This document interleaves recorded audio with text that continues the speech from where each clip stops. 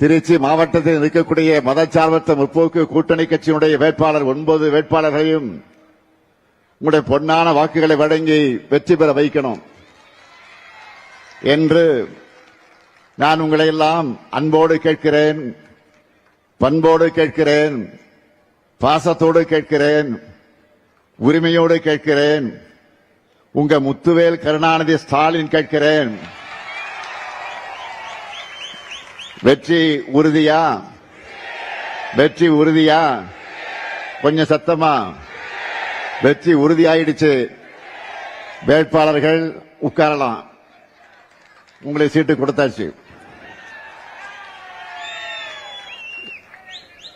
இந்த அளவுக்கு ஏன் உரிமையோடு நான் பேசுகிறேன் என்று கேட்டால், அந்த அளவுக்கு இந்த திருச்சிக்காக பல்வேறு முத்திரை திட்டங்களை கடந்த 5 ஆண்டுகளில் நாம் செய்து கொடுத்திருக்கிறோம். உறுதியா சொல்றேன், நிச்சயமா சொல்றேன், அவற்றையெல்லாம் சொல்ல முடியாது. காரணம் நேரமில்லை. வெயிலிலே, கொடுமையான வெயிலிலே நீங்கள் இங்கே காத்துக் கொண்டிருக்கிறீர்கள். எனவே சுருக்கமா தலைப்புச் செய்தியா மிக மிக சிறப்புக்குரிய சிலவற்றை மட்டும் நான் உங்களிடத்தில் லிஸ்ட் போட காத்திருக்கிறேன்.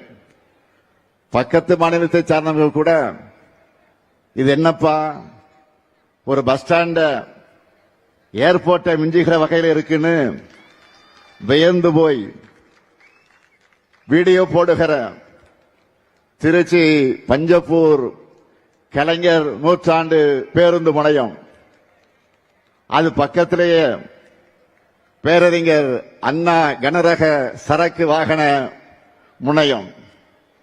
அது மட்டுமல்ல, திருவரங்கம் லால்குடி மாநகராட்சிகளையும் புதிய பேருந்து நிலையங்கள். திருச்சி மாவட்டத்தில் மட்டும் 327 திருக்கோயில்களுக்கு குடமுழுக்கு செஞ்சிருக்கிறோம். பள்ளி கல்வித்துறையை இன்றைக்கு கட்டி காத்துக் கொண்டிருக்கக்கூடிய அப்படிப்பட்ட அமைச்சரை தந்த உங்க மாவட்டத்தில் 2 மாதிரி பள்ளிகளை கட்டியிருக்கிறோம். உங்க மாவட்டத்துக்கு மட்டுமே நம்முடைய நேரு அவர்கள் 9 கூட்டு குடிநீர் திட்டங்களையும் 18 மறுசீரமைப்பு குடிநீர் திட்டங்களையும் செஞ்சு கொடுத்திருக்கிறார். திருவரம்பூர் சட்டமன்ற தொகுதி சூரியூர்ல மினி ஸ்டேடியம் மற்றும் ஜல்லிக்கட்டு மைதானம், துறையூர்ல புதிய அரசு கலை மற்றும் அறிவியல் கல்லூரி, சமயபுரத்தில் 10 ஆண்டுகளுக்கு பிறகு தங்கத்தேர் உலா, மணப்பாறையில் சிப்காட் தொழில் பூங்கா. இது மட்டுமல்ல, கூடிய விரைவில் நம்முடைய திராவிட மாடல் 2.0 ஆட்சியில் அதனுடைய தொடக்கத்தில் திறந்து வைக்க போகக்கூடிய பெரிய திட்டங்கள் என்னன்னு சொல்றேன். டிவிஎஸ் டோல்கேட் பகுதியில் பெருந்தலைவர் காமராஜர் பேரில் அமைய இருக்கக்கூடிய பிரம்மாண்டமான நூலகம், பஞ்சப்பூர்ல டைடல் பூங்கா, சூரியூர்ல மிகப்பெரிய ஒலிம்பிக் அகாடமி ஆகியவற்றை விரைவில் நாம் உங்களுடைய அன்போடு ஆதரவோடு வெற்றி பெற்று ஆட்சிக்கு வந்ததற்கு பிறகு விரைவில் அதை திறந்து வைக்க இருக்கிறோம். நான் சொல்லியிருக்கக்கூடிய அனைத்தும் மெகா மகா திட்டங்கள். திருச்சியினாலே அது பிரம்மாண்டம் தான். அதனாலதான் உங்க மாவட்டத்தில் இருக்கக்கூடிய எல்லா தொகுதி மக்களுக்காகவும் இப்படி பிரம்மாண்டமான திட்டப்பணிகளை நாம செஞ்சு கொடுத்திருக்கிறோம். இவை தவிர இன்னும் ஆயிரக்கணக்கான திட்டப்பணிகளை தொகுதி வாரியாக செஞ்சு கொடுத்திருக்கிறோம். தலைநகர் சென்னைக்கு சவால் விடுகிற வகையில் திருச்சி இன்றைக்கு தரம் உயர்ந்து வந்து கொண்டிருக்கிறது. இதை என்னால நெஞ்சு நிமிர்த்தி சொல்ல முடியும். மொத்தமாக டோட்டல் போட்டா நான் பெருமையோடு சொல்லுகிறேன், கடந்த 5 வருஷத்துல இந்த திருச்சிக்காக 26,066 கோடி ரூபாய் மதிப்பீட்டில் மக்கள் நல திட்டங்கள் செயல்படுத்தப்பட்டிருக்கு. அதனாலதான் உங்களிடத்தில் நான் உரிமையோடு உங்ககிட்ட வாக்கு கேட்க வந்திருக்கிறேன். 2021ஆம் ஆண்டு எங்க மேல நீங்கெல்லாம் நம்பிக்கை வச்சு எங்களை ஆதரிச்சு பொறுப்புல உட்கார வச்சீங்க. உங்களுடைய நம்பிக்கையை நான் இன்றைக்கு காப்பாற்றி இருக்கிறேன். கொடுத்த வாக்குறுதிகளை நாங்கள் இன்றைக்கு நிறைவேற்றி காட்டியிருக்கிறோம். கொடுக்காத பல வாக்குறுதிகளையும் செயல்படுத்திக்கிட்டு இருக்கிறோம். திராவிட மாடல் அமைச்சதும் அது அமைந்ததும் மகளிருக்கு கட்டணமில்லா விடியல் பயண வசதி செஞ்சு தருவோம்னு சொன்னேன். முதலமைச்சரான முதல் நாள பதவியேற்றுக் கொண்டு கோட்டைக்கு சென்று முதல் கையெழுத்து போட்டேன். மகளிர் எல்லாரும் இன்றைக்கு டவுன் பஸ்ல கட்டணம் இல்லாமல் பயணிக்கிறாங்களா இல்லையா? சொல்லுங்க, பயணிக்கிறாங்களா இல்லையா? மகளிருக்கு மாதந்தோறும் உரிமை தொகையா 1000 ரூபாய் வழங்குவோம்னு சொன்னோம். 1,31,00,000 மகளிருக்கு மாதந்தோறும் உரிமை தொகை வழங்குகிறோம். உண்டா இல்லையா? இப்போ நம்மை பார்த்துத்தான் மற்ற மாநிலங்களும் கொடுக்க தொடங்கி இருக்கிறாங்க. காலை உணவு திட்டம் வாக்குறுதியில சொல்லாத திட்டம். 19 லட்சம் பிள்ளைகள் சூடான சுவையான காலை உணவை சாப்பிட்டு விட்டு வந்து படிக்கிறாங்க. நான் முதலும் திட்டமும் தேர்தல் அறிக்கையில சொல்லப்படவில்லை. 48 லட்சம் திறன் பயிற்சி சான்றிதழ்களை நம்முடைய இளைஞர்கள் நான் முதல் திட்டத்தில் இன்றைக்கு பெற்றிருக்கிறாங்க. அரசு பள்ளி மாணவர்கள் உயர்கல்வியில் சேருவதை உறுதி செய்ய உருவாக்கப்பட்ட திட்டம்தான் புதுமை பெண் தமிழ் புதல்வன் திட்டங்கள். 9 லட்சம் மாணவ மாணவியர்களுக்கு மாதம் 1000 ரூபாய் வழங்கப்படுகிறது. கடந்த ஜனவரி மாதம் பொங்கல் திருவிழாவை முன்னிட்டு நீங்கள் எல்லாம் சிறப்பாக கொண்டாட 3000 ரூபாய் வழங்கணும். 3000 ரூபாய் பொங்கல் பரிசு எல்லாருக்கும் வந்துச்சா? மகளிர் உரிமை தொகையை தேர்தலை காரணம் காட்டி தடுக்க நினைச்சாங்க.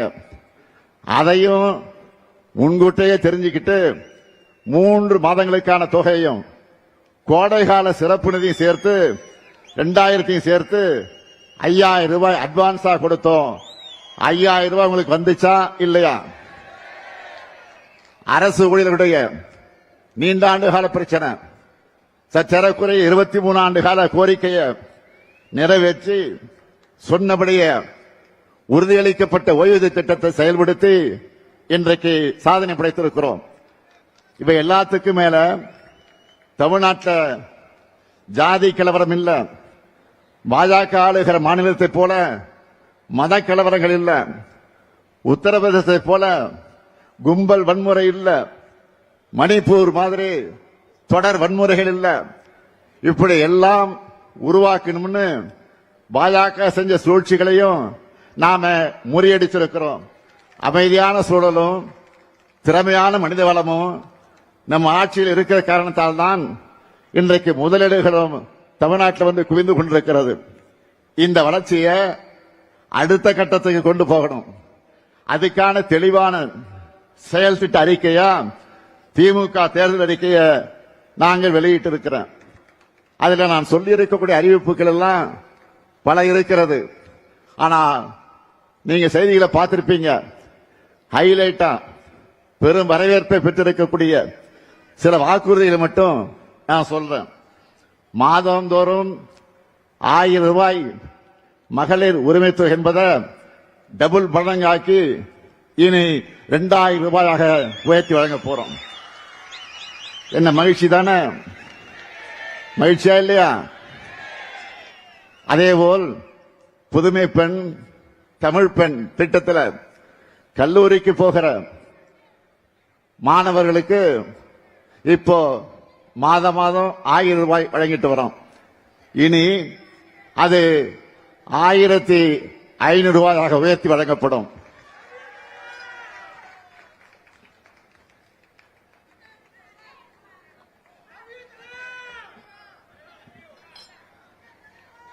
அதேபோல் காலை உணவு திட்டத்தை 8ஆம் வகுப்பு வரை விரிவுபடுத்த நாம் அறிவித்திருக்கிறோம்.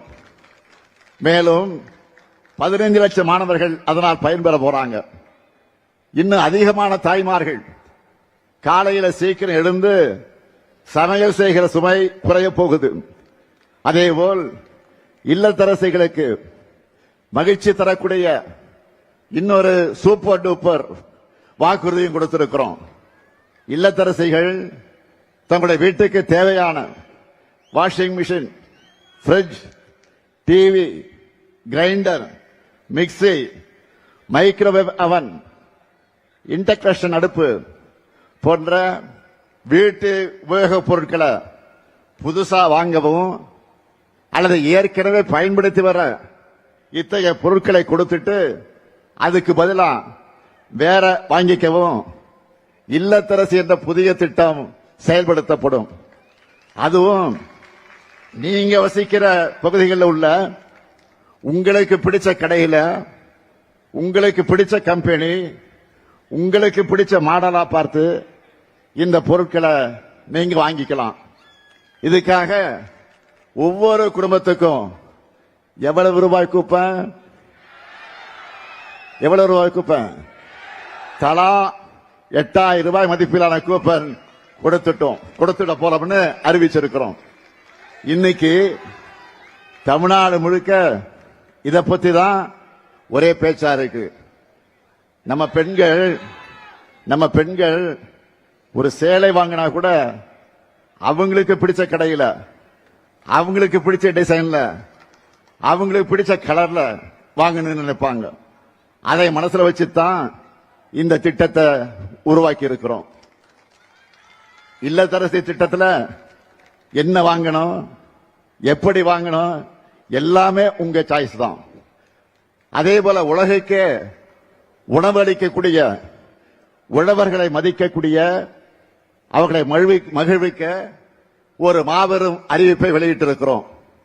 இலவச மின்சாரம் பெறக்கூடிய 20 லட்சத்திற்கும் மேற்பட்ட விவசாயிகளுக்கு எந்தவித மீட்டரும் பொருத்தப்படாத நவீன மின்சார பம்பு செட்டுகள் வழங்கப்படும். எல்லாரும் பழைய பம்பு செட் வச்சிருக்கிறவங்க ஒருவேளை வச்சிருப்பீங்க. சிலது அடிக்கடி ரிப்பேர் ஆகும், அதிக கரண்ட் செலவாகும், அதிக விலை கொடுத்து வாங்க முடியாத நிலையில் இருப்பீங்க. அதை நம்ம திராவிட மாடல் ஆட்சியில அரசே இனி வாங்கி தரும். நெல் கொள்முதல் விலை குவிண்டால் ஒன்றுக்கு 3500 ரூபாயாக உயர்த்தி வழங்கப்படும். கரும்பு கொள்முதல் விலை டன் ஒன்றுக்கு 4500 ரூபாயாக உயர்த்தி வழங்கப்படும். பால் கொள்முதல் விலை லிட்டர் ஒன்றுக்கு 5 ரூபாய் உயர்த்தி வழங்கப்படும். முதியோர் உதவித்தொகை இனி மாசம் 2000 ரூபாயாக உயர்த்தி வழங்கப்படும். மாற்றுத்திறனாளிகளுக்கான உதவித்தொகை 2500 ரூபாயாக உயர்த்தி வழங்கப்படும். இன்னும் இருக்கு, மீன்பிடி தடைகால சிறப்பு நிவாரண தொகை 8000 ரூபாயிலிருந்து 12000 ரூபாயாக, மீன்பிடி குறைவு கால சிறப்பு நிவாரண தொகை 6000 ரூபாயிலிருந்து 9000 ரூபாயாக உயர்த்தி வழங்கப்படும். மகளிர் சுய உதவிக்குழு சகோதரிகள் நிறைய பேர் இங்க வந்திருக்கிறீங்க. யாராவது மகளிர் சுய உதவிக்குழு சார்ந்தவர்கள் இருந்தால் கையை வச்சு காட்டுங்க பார்ப்போம். காட்டுறாங்க போறேன். மகளிர் சுய உதவிக்குழு, நன்றி நன்றி. உங்களை எல்லாம் பிசினஸ் உமனா முன்னேற்றத்துக்காக அதற்கேற்ற வகையில் ஷூரிட்டி எதுவும் இல்லாம 5 லட்சம் ரூபாய் வரை மானியத்தோடு வங்கி கடன் வழங்கப்படும்.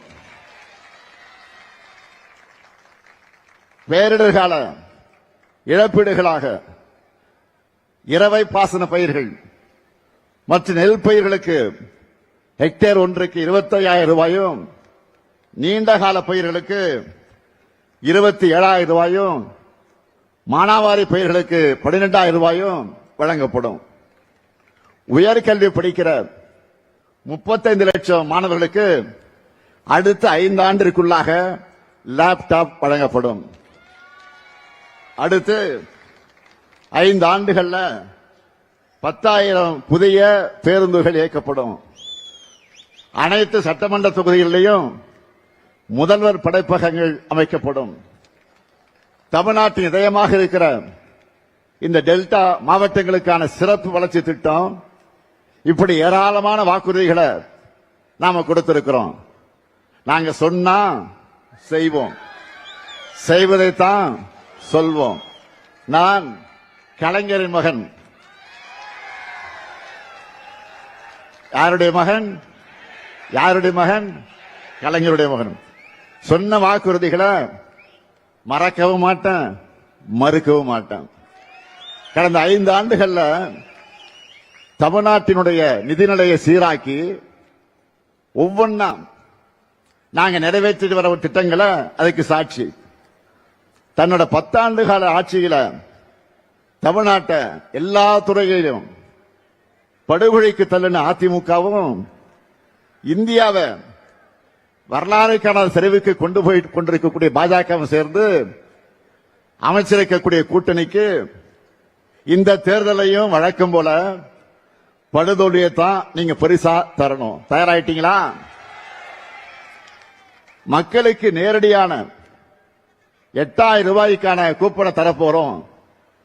நம்முடைய இல்லத்தரசி திட்டத்தை பார்த்து இன்றைக்கு வயிறு எரிஞ்சு அது ஊழலுக்கான திட்டம் சொல்றார். யாரு? பழனிசாமி சொல்றாரு. எந்த பழனிசாமி? சம்பந்திக்கு கான்ட்ராக்ட் கொடுக்கிறதுக்காகவே ஆட்சியை நடத்தின பழனிசாமி. திமுக செய்கிற ஒவ்வொரு திட்டமும் தரமானதாக இருக்கும். எடுத்துக்காட்டுக்கு சொல்றேன். தலைவர் கலைஞர் அவர்கள் 2006 தேர்தலின் போது கலர் டிவி வழங்குவோம்னு சொன்னார். ஆட்சி பொறுப்புக்கு வந்தவுடனே கலர் டிவியுடைய கொள்முதல் நேர்மையாகவும் தரமானதாகவும் யாரும் குறை சொல்ல முடியாத வகையில் இருக்கணும்னு முடிவு செஞ்சு அதுக்கான டெண்டரை ஒப்பந்ததாரரை முடிவு செய்ய அனைத்து கட்சிகள் கொண்ட அதிமுக சேர்த்து, எதிர்கட்சியாக இருக்க அதிமுகவும் சேர்த்து, அனைத்து கட்சி உறுப்பினர்களை சேர்த்து ஒரு குழுவை அமைச்சார். 2006ஆம் ஆண்டு செப்டம்பர் மாதமே கலர் டிவி வழங்குகிற அந்த விழாவை தொடங்கி 1.5 கோடிக்கு அதிகமான நம்முடைய தமிழர்களுடைய வீடுகளுக்கு கலர் டிவியை வழங்கணும். கிட்டத்தட்ட 20 வருஷம் ஆச்சு. இன்னைக்கும் பல வீடுகள்ல கலர் டிவியா மட்டுமல்ல, கலைஞர் டிவியா அது நிலைச்சு நிற்குது. இதுக்கு பேர் தான் குவாலிட்டி. இதுவே அதிமுக ஆட்சியில மிக்சி கொடுத்தாங்க, கிரைண்டர், மின் விசிறி கொடுத்தீங்களா? என்னாச்சு? காயிலாங்கல்ல இருக்கு.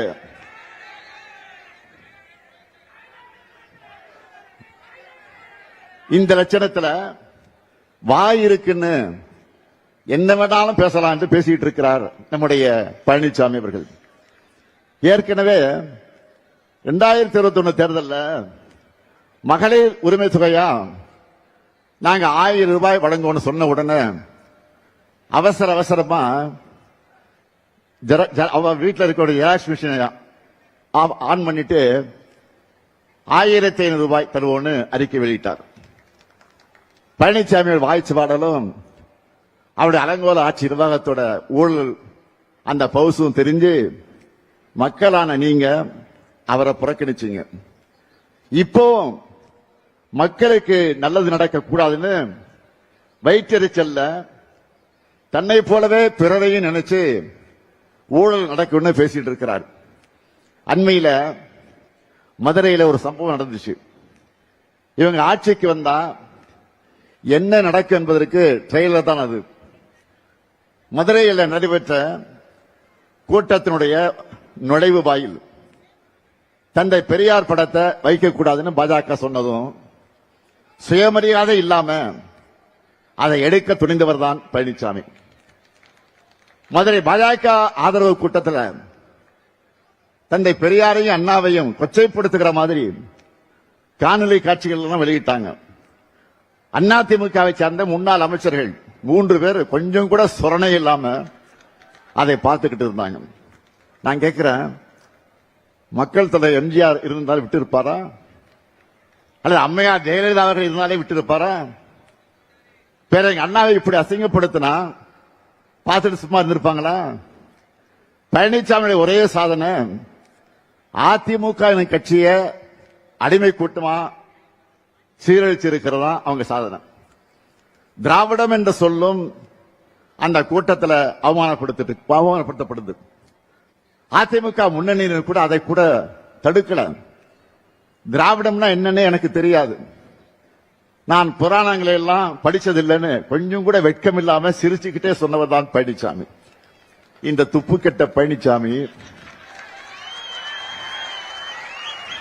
யார் எக்கேடு கட்டாலும் பரவாயில்லை, தன்னுடைய பதவியை காப்பாத்திக்கிட்டா போதும்னு பாஜகவுடைய பாதம் தாங்கியா இருந்து கொண்டிருப்பவர் தான் பழனிசாமி.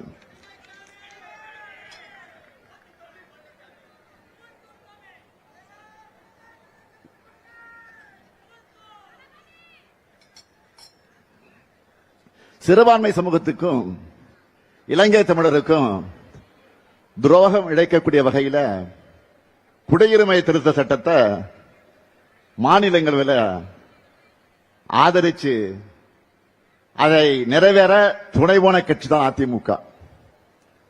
ஏன் இவங்களோட சேர்ந்து பாட்டாளி அன்புமணி ராமதாசும் ஆதரவா வாக்களிச்சு துரோகம் செஞ்சார். இவங்களால தான் சிறுபான்மையினருக்கு எதிரான அந்த சட்டமே மாநிலங்களில் நிறைவேறிச்சு.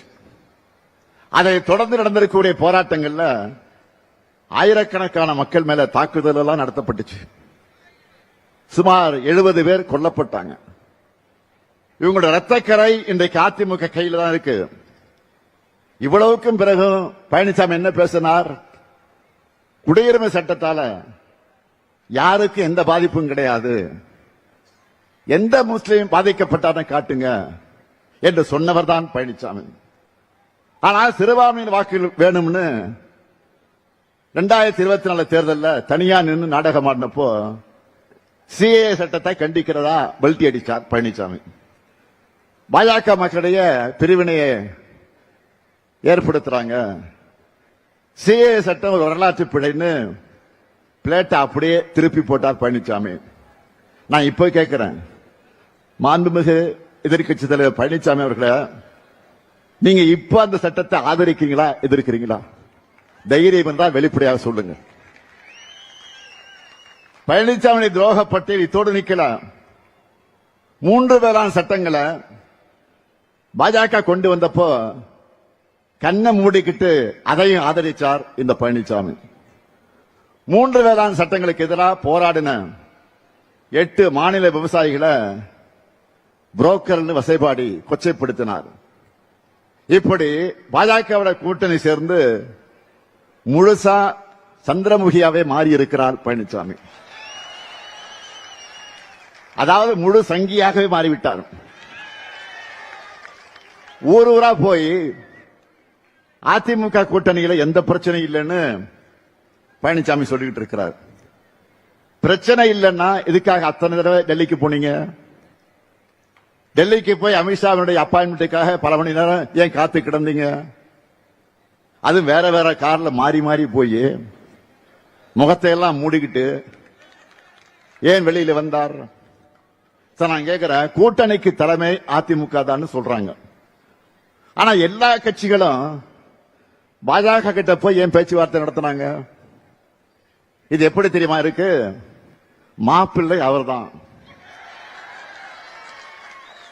ஆனால் அவர் போட்டிருக்க சட்டை என்னோடதுன்னு நம்ம சூப்பர் ஸ்டார் நடிச்ச படையப்பா படத்தில் வர்ற காமெடி மாதிரி இருக்கு. நான் தெரியாம தான் கேட்கிறேன், கூட்டணிக்கு அதிமுக தான் தலைமைன்னா அதுல இருக்கக்கூடிய சிறிய கட்சிகள் எல்லாம் ஏன் அதிமுக சின்னத்தில் போட்டியிடாம பாஜக சின்னத்தில் போட்டியிடுறாங்க? பழனிசாமியை முதலமைச்சர் ஆக்குவோன்னு பிரதமர் மோடி அவர்கள் இதுவரை சொல்லி இருக்கிறாரா? அதிமுக என்ற பெயரை கூட அவர் சொன்ன மாதிரி எனக்கு தெரியல. என்டிஏ சர்க்கார் தான் திரும்ப திரும்ப சொல்றார். ஆனா நாம Tamil Nadu versus NDA, Tamil Nadu versus டெல்லின்னு சொன்னா மட்டும் இது என்ன டெல்லி தேர்தலா? ஏன் அப்படி சொல்றீங்கன்னு பெரிய அறிவு குழந்தை மாதிரி கேட்கிறார் பழனிசாமி. தன் மீதான ஊழல் புகார்கள், உறவினர் வீடுகள் நடந்த ரெய்டுகள் இருந்து தப்பிக்க மொத்த கட்சியும் பாஜக கிட்ட பழனிசாமி அடகு வச்சிட்டார். மக்கள் வாக்களிக்காமலேயே எம்எல்ஏக்களை ஏலத்தில் எடுத்து ஒரு முறை முதலமைச்சர் ஆகிட்டார். எப்படி? மக்கள் வாக்களிக்காமலேயே எம்எல்ஏக்களை ஏலத்துக்கு எடுத்து ஒரு முறை முதலமைச்சர் ஆகிட்டார். கூவத்தூர் வரலாம் உங்களுக்கு தெரியும். திரும்பவும் இவர்கிட்ட ஆட்சி போனா ஒட்டுமொத்த தமிழ்நாட்டையும் டெல்லி கிட்ட அடகு வச்சிருவார். அடகு என்ன மொத்தமாக வித்துடுவார். இவருடைய ஓனரான பாஜக ஒரே நோக்கம் தமிழ்நாட்டின் வளர்ச்சியை தடுக்கிறது தான். நேரா வந்தா தமிழ்நாட்டு மக்கள் நோட்டாவுக்கு கீழே அனுப்பிச்சிருவாங்க. அதனாலதான் கொத்தடிமை கூட்டமா இருக்கக்கூடிய அதிமுகவை முகமடி போட்டுக்கிட்டு வந்திருக்கிறாங்க. கடந்த 11 ஆண்டு காலத்தில் பாஜக தமிழ்நாட்டுக்கு எதையும் செய்யல. நம்ம மக்களோட எந்த கோரிக்கையும் நிறைவேற்றல. 12 ஆண்டுகளா ஆட்சி செய்யறாங்க. ஆனா தமிழ்நாட்டுக்கு இதுவரை சிறப்பு திட்டம் கூட கிடையாது. அறிவிச்ச மதுரை எய்ம்ஸ் மருத்துவமனையை இப்ப என்ன நிலை இருக்குன்னு தெரியும் உங்களுக்கு. அதுவும் கட்டி முடிக்கப்படல. நமக்கு நியாயமா கிடைக்க வேண்டிய நிதியை கூட விடுவிக்க மறுக்கிறாங்க. மதுரை, கோவை, திருச்சி இந்த மாநகர எதிர்கால வளர்ச்சிக்காக மெட்ரோ ரயில் திட்டத்தை கேட்டோம். அதுவும் கொடுக்கல, முடியாதுன்னு சொல்லிட்டாங்க. சென்னை மெட்ரோ ரயில் திட்டத்துக்கான நிதியை ஒழுங்காக தராம இழுத்தடிக்கிறாங்க. ஒசூர் விமான நிலையத்துக்கும் அனுமதி தரல. பள்ளி குழந்தைகளுக்கான கல்வி நிதியையும் தரது தடுக்கிறாங்க. குடிநீர் திட்டத்துக்கு நிதி கிடையாது. இவ்வளவு அநீதிகளையும் செஞ்சிட்டு தேர்தல் வந்துருச்சுன்னு தமிழ்நாட்டுக்கு கிளம்பி வரார் மாண்புமிகு பிரதமர் மோடி அவர்கள். கடந்த மாசம் கூட இதே திருச்சிக்கு பிரதமர் மோடி அவர்கள் வந்தார்.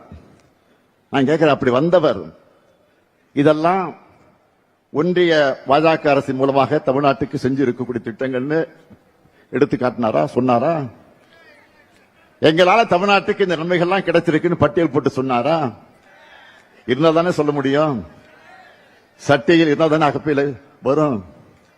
இதுல திமுக இந்த வாக்குறுதி நிறைவேற்றலன்னு 19 சொல்லிட்டு போறாரு. என்னோட ஒவ்வொரு பேச்சிலையும் ஒவ்வொரு சாதனை திட்டம் குறித்தும் புள்ளி விவரத்தோட விளக்கி சொல்றேன். நம்ம அரசோட திட்டங்களால பயனடைகிற பலரும் பயனடைஞ்சிட்டு இருக்காங்க. அந்த மக்களும் ஊடகங்கள் அதை தொடர்ந்து பதிவு செய்யறாங்க. இன்னும் சொல்லணும்னா, மக்களான உங்ககிட்ட கேட்டிருந்தா கூட திராவிட மாடல் திட்டங்களை வரிசையா சொல்லி இருப்பீங்களா இல்லையா? பரவாயில்ல. எப்போ டூர் மோட்லயே இருக்கிற பிரதமருக்கு இதையெல்லாம் கேட்டு தெரிஞ்சுக்க நேரம் இருந்திருக்காது. அப்படி இல்லைன்னா தமிழ்நாட்டை புரிஞ்சுக்கணும் என்ற எண்ணம் இருந்திருக்காது. அவர்கிட்ட நான் கேட்கிறதெல்லாம், மாண்புமிகு பாரத பிரதமர் மோடி அவர்களே, தமிழ்நாட்டுக்கு வாங்க, ஒரு வார காலம் இங்கே தங்கி இருந்து எங்க தமிழ்நாடு எப்படி தலை நிமிர்ந்து சிறந்த தமிழ்நாடா இருக்குன்னு தெரிஞ்சுக்குங்க. இந்தியாவிலேயே அதிக அளவு பெண்கள் வேலைக்கு போற மாநிலம் நம்முடைய தமிழ்நாடு தான். பாஜக ஆளுகிற மாநிலங்கள்ல நடக்கிற மாதிரி அத்துழியங்கள் இங்கே கிடையாது. பெண்களை பாதுகாப்பாக வாழ வைப்போம்னு பிரதமர் சொல்ல வேண்டியது தமிழ்நாட்டில் இல்ல, பாஜக ஆளுகிற மாநிலங்களை போய் தான் இதையெல்லாம் பேசணும். அதை விட்டு என்டிஏ கூட்டணியினர் தமிழ்நாட்டை பத்தி அவதூறா பேசுறது தமிழ்நாட்டை நாசப்படுத்தவும் தமிழ்நாட்டு வளர்ச்சியை கெடுக்கணும் தான். தமிழ்நாட்டின் முன்னேற்றம் வளர்ச்சியும் தொடரணும்னா 7வது முறையும் நம்முடைய திராவிட முன்னேற்ற கழக ஆட்சி அமையணும். திராவிட மாடல் தொடரணும். பாஜகவும் அதன் கொத்தடிமையும் கூட்டமும் அதோட தீமைகள் நாம நினைச்சு பார்க்க முடியாத அளவுக்கு இருக்கும். தமிழ்நாடா தான் இருக்கணும். உத்தரப்பிரதேசம் போல, மணிப்பூர் போல வன்முறை காடா மாறக்கூடாது. இவங்க வந்தா தமிழ்நாட்டோட பெயரை தட்சிண பிரதேசம் கூட மாற்றவும் தயங்க மாட்டாங்க. இதை தடுக்கணும்னா ஒட்டுமொத்த தமிழ்நாடும் பாஜக அதிமுக கூட்டணிக்கு எதிரா ஓரணியில் இணையணும். நம்முடைய எதிரிகளையும் பாஜக உதிரிகளையும் வீழ்த்தணும். நல்லா புரிஞ்சுக்கோங்க, நாம போராடுறது திராவிட முன்னேற்ற கழகத்துடைய வெற்றிக்காக மட்டுமல்ல, நம்முடைய மதச்சார்பற்ற முற்போக்கு கூட்டணி வெற்றிக்காக மட்டுமல்ல, தமிழ்நாட்டினுடைய வெற்றிக்காக. பாஜகவோட டப்பா இன்ஜின் முன்னாடி நம்ம திராவிட மாடலின் சூப்பர் பாஸ்ட் இன்ஜின் ஒருபோதும் தலைகுனியாது. நம்ம ஸ்பீடு என்னன்னு காட்டிடலாமா? வெல்ல போவது தமிழ்நாடு அணியா டெல்லி அணியா? ஒரு கை பார்த்துடலாமா? நடக்க இருக்கக்கூடிய இந்த ஜனநாயக போர்ல அரசியல் வெறுப்புகள் எல்லாம் அப்பாற்பட்டு நம்ம தாய் தமிழ்நாட்டை காக்க எல்லோரும் திமுக தலைமையிலான மதச்சார்பற்ற முற்போக்கு கூட்டணி ஆதரிக்கணும். கலைஞரின் மகனா உங்ககிட்ட கேட்கிறேன், திராவிட முன்னேற்ற கழக கூட்டணிக்கு உங்க பொன்னான வாக்குகளை தாருங்கள். இது என்னுடைய கோரிக்கை மட்டுமல்ல, தமிழ்நாட்டு நலனில் அக்கறை கொண்ட ஒவ்வொருடைய கடமை. அதை உணர்ந்து திருச்சி மேற்கு சட்டமன்ற தொகுதியில நம்மை வெல்லும் வேட்பாளர் திருச்சியின் தீரர் கே நேரு அவர்களுக்கு உதயசூரியன் சின்னத்தை வாக்களியுங்கள். திருச்சி கிழக்கு சட்டமன்ற தொகுதியில வெல்லும் வேட்பாளர் இனிகோ இருதராய் அவர்களுக்கு உதயசூரியன் சின்னத்தை வாக்களியுங்கள். திருவெரும்பூர் சட்டமன்ற தொகுதியில நமது வெல்லும் வேட்பாளர் அன்பில் மகேஷ் பொய்யாமி அவர்களுக்கு வாக்களியுங்கள். அதேபோல் லால்குடி சட்டமன்ற தொகுதியில நமது வெல்லும் வேட்பாளர் பாரிவள்ளலுக்கு உதயசூரியன் சின்னத்தில் நீங்கள் எல்லாம் வாக்களிக்கணும். மண்ணச்சேனலூர் சட்டமன்ற தொகுதியில நமது வெல்லும் வேட்பாளர் கதிரவனுக்கு உதயசூரியன் சின்னத்தில் வாக்களிக்கணும். திருவரங்கம் சட்டமன்ற தொகுதியினுடைய நமது வெல்லும் வேட்பாளர் துரராஜ் அவர்களுக்கு உதயசூரியன் சின்னத்தில் வாக்களிக்கணும். மணப்பாறை சட்டமன்ற தொகுதியில நமது வெல்லும் வேட்பாளர் மக்கள் கட்சி மனிதநேய மக்கள் கட்சியை சார்ந்த சகோதரர் அப்துல் சமத் அவர்களுக்கு உதயசூரியன் சின்னத்தில் வாக்களிக்கணும். முசிறி சட்டமன்ற தொகுதியில நமது வெல்லும் வேட்பாளர் கருணை ராஜாவுக்கு உதயசூரியன் சின்னத்தில் வாக்களிக்கணும். துறையூர் சட்டமன்ற தொகுதியில நமது வெல்லும் வேட்பாளர் காங்கிரஸ் கட்சியை சார்ந்த நம்முடைய ராகுல் காந்தி அறிவிக்கிற வேட்பாளருக்கு கை சின்னத்தில் மிகப்பெரிய வெற்றியை தேடித்தரணும் கேட்டு உங்கள் பொன்னான வாக்குகளை உதயசூரியனுக்கு வழங்குங்கள் என்று கேட்டு விடைபெறுகிறேன். நன்றி, வணக்கம்.